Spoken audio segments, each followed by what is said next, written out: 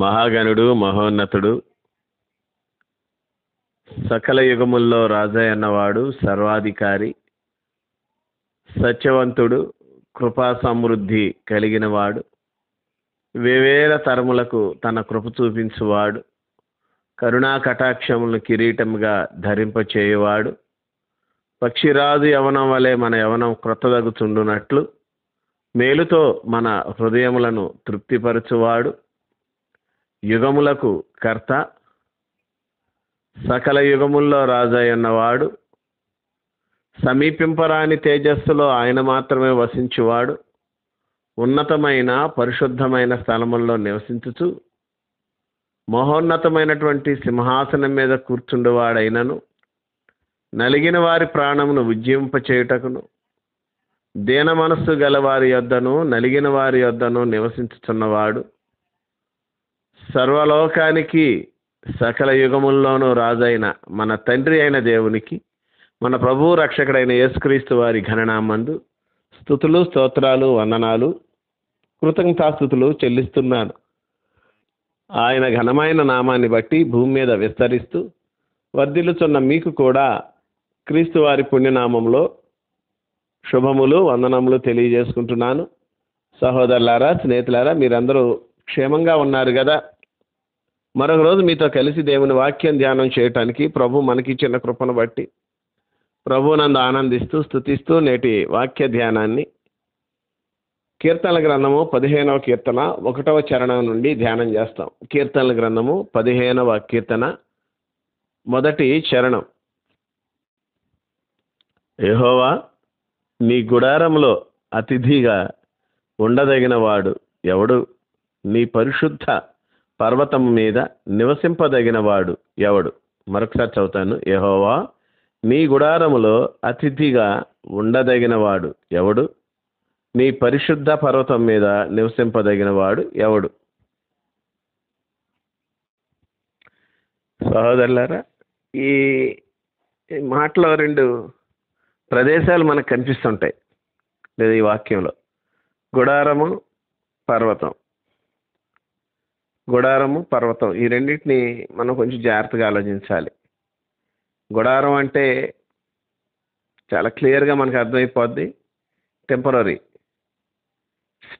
Not permanent. అది temporary. గుడారం అనేది ఎప్పటికైనా టెంపరీని. కాబట్టి గుడారం అనేది టెంపరీకి సూచనగా ఉంటే, పర్వతం అనేది కదల్చబడని దానికి సూచనగా ఉంటుంది.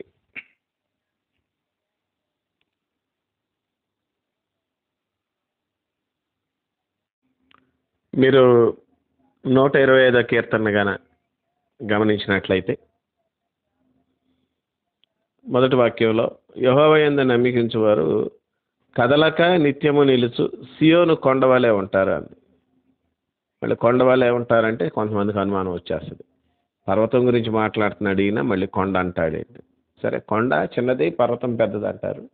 సర్లేండి, ఎందుకు వచ్చిందిలే. కానీ ఇంగ్లీష్లో కానీ దీన్ని చదివినట్లయితే, ఈ 125వ కీర్తన మొదటి భాగాన్ని ఇంగ్లీష్ చదివినట్లయితే అదే వాళ్ళు ఏమనుంటుందంటే అక్కడ like the mountain of Zion అని ఉంటుంది. Mountain of Zion. కాబట్టి అది పర్వతమే. సియోను పర్వతం ఎప్పుడు కూడా అది కదలకుండానే ఉంటుంది, నిత్యం కదలనటువంటి కొండ. కాబట్టి ఈ రెండు, ఒకటి టెంపరీ, ఒకటి పర్మనెంట్ అనేది మనకు కనిపిస్తుంటుంది. కొంచెం లోపలికి వెళ్ళి కానీ మనం ఆలోచించినట్లయితే సియోను రెండు రకాలుగా కనిపిస్తుంటుంది.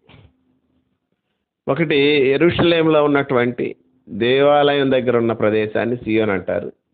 రెండవది దిగి వస్తున్నటువంటిది, అంటే మనకి ప్రకటన గ్రంథంలో చెప్పబడింది, దిగి వచ్చుతున్నటువంటి అని చెప్పబడింది.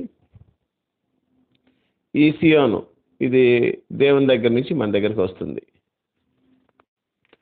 పరిశుద్ధ పర్వతం అనేది రెండింటికి సూచనగా ఉంది.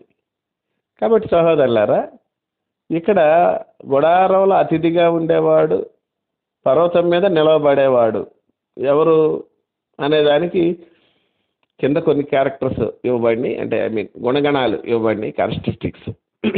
ఆ యొక్క క్యారెక్టరిస్టిక్స్ ప్రకారం ఎవరైతే నడుస్తుంటారో వాళ్ళే అంటారు. నాకు తెలిసినంతవరకు గుడారం అంటే క్లాత్తో చేసేది. అబ్రహాం గారు ఉన్నారు. అయితే మరి భూమి మీదనున్న మన గుడారము అయిన ఈ నివాసము శిథిలమైపోయి చేతి పని కాక దేవునితో కట్టబడిందా అని పౌలు గారు కొరింథీయులు రాసిన 2వ పత్రిక 5వ అధ్యాయం 1వ వాక్యంలో ఇంకొక గుడారం గురించి మాట్లాడుతుంటాడు. ఆ గుడారం శరీరమే. ఆ గుడారము శరీరమే.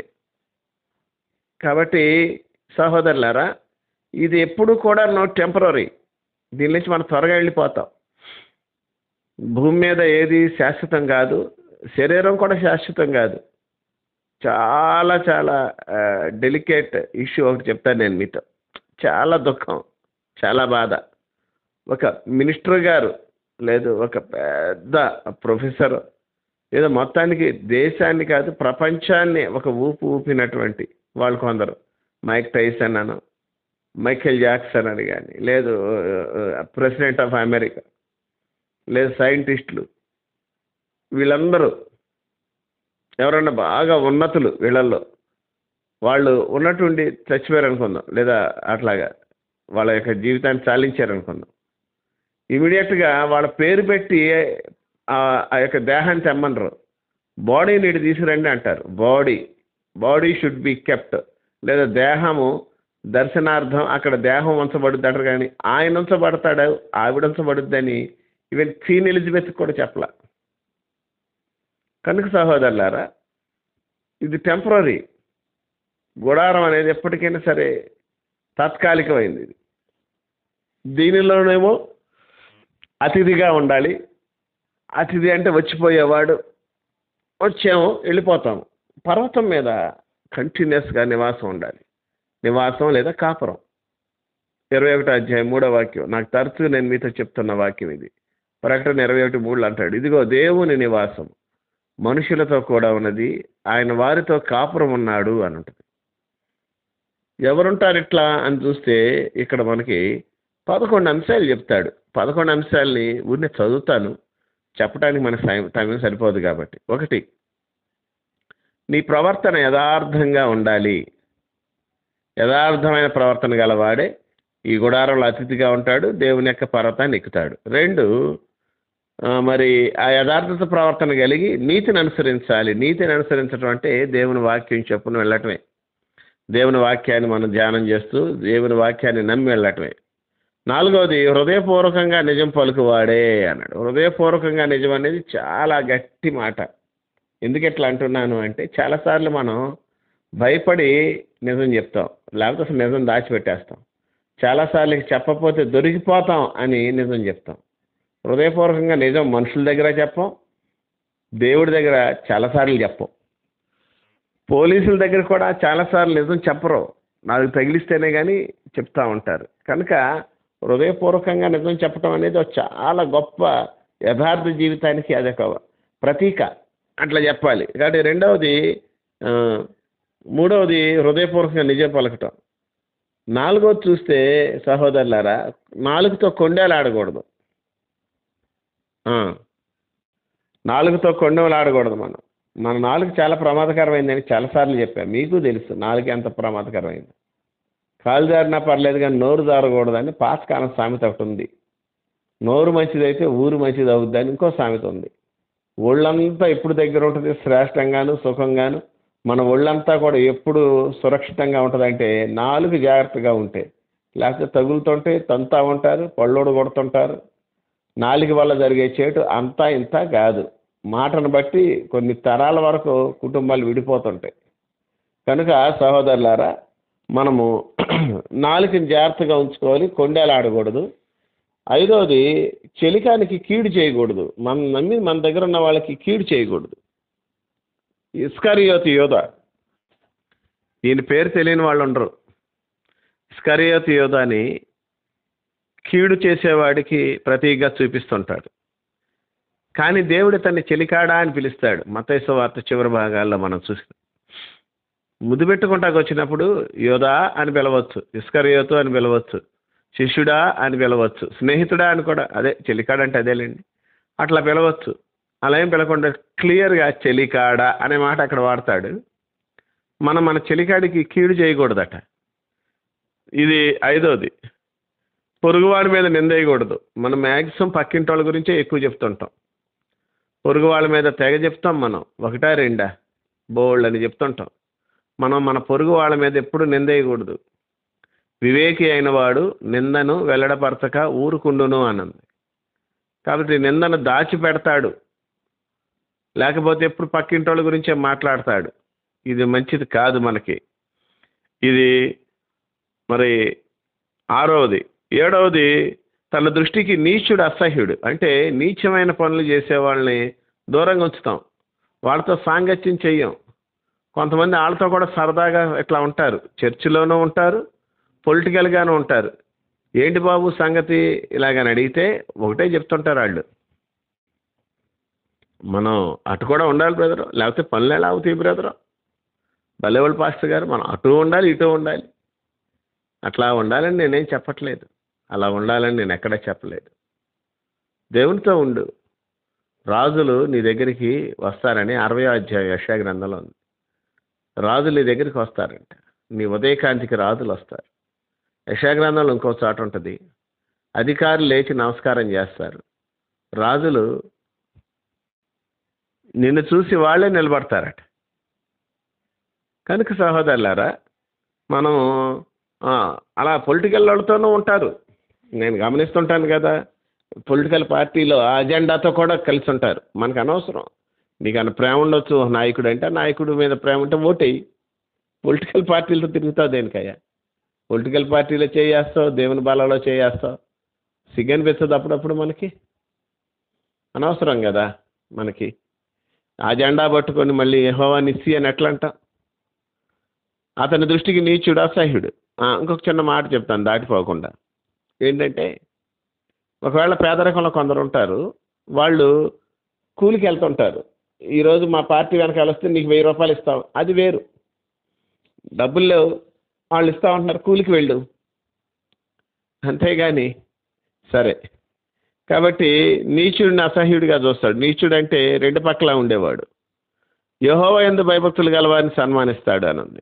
అంటే దేవునితో ఉండే వాళ్ళతో ఎక్కువగా ఉంటానికి ప్రయత్నిస్తాడు. నీ సాంగత్యం, నీ సహవాసం ఎక్కువగా దేవుని యందు భయభక్తులు గల వాళ్ళతో ఉంటానికి ఇష్టపడతావు. అప్పుడప్పుడు అలా వెళ్ళటానికి ఇష్టపడవు. ఇది మనకి 9వది.